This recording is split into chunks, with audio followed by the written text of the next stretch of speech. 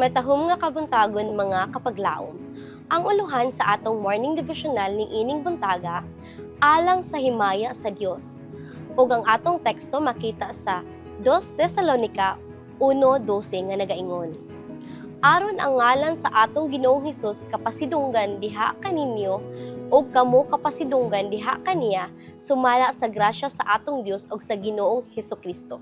Atong katungdanan ang magmatinguhaon pag-ayo sa himaya sa Dios ug dili magdala og daotan nga taho bisan sa kasubo sa panagway o pinaagi sa dili maayong tambag sa mga pulong.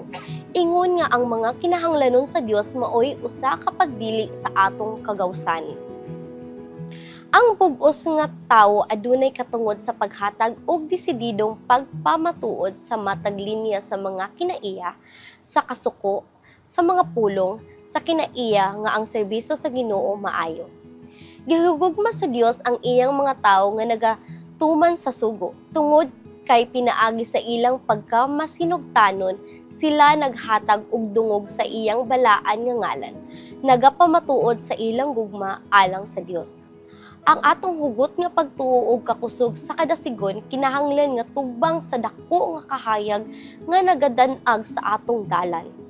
Ang pagtuo, mapaubsanon, masaligon nga pagtuo sa Dios sa atong mga puloy-anan, sa atong kasilinganan, sa atong mga simbahan mo padayag mismo sa iyang kaugalingon. Ang paglihok sa balaang espiritu dili mapugngan. Ang Dios nagakalipay sa pagpadayag mismo sa iyang kaugalingon ngadto sa iyang mga katawhan.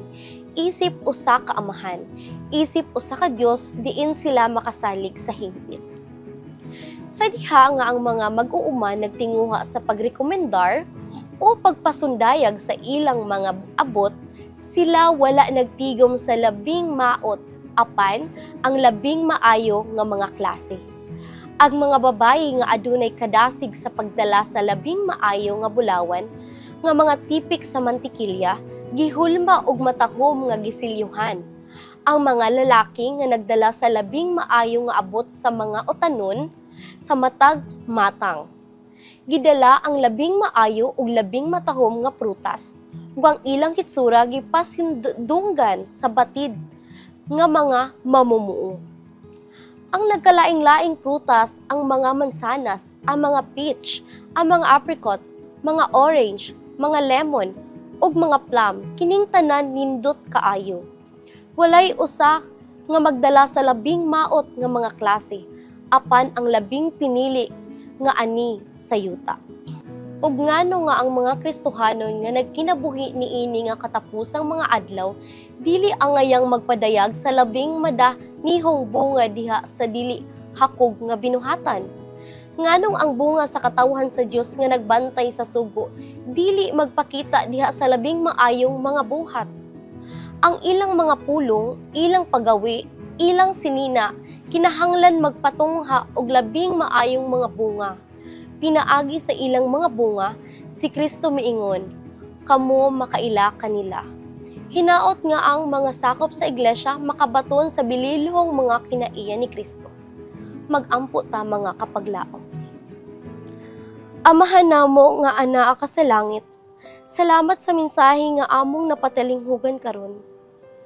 Ang imong mga anak nga kinahanglan mamahimong labing maayong bunga. Hinaot nga ang mga sakop sa iglesia makabaton sa bililohong mga kinaiya ni Kristo. Sa ngalan ni Jesus, among personal ug bugtong manluluwas. Amen.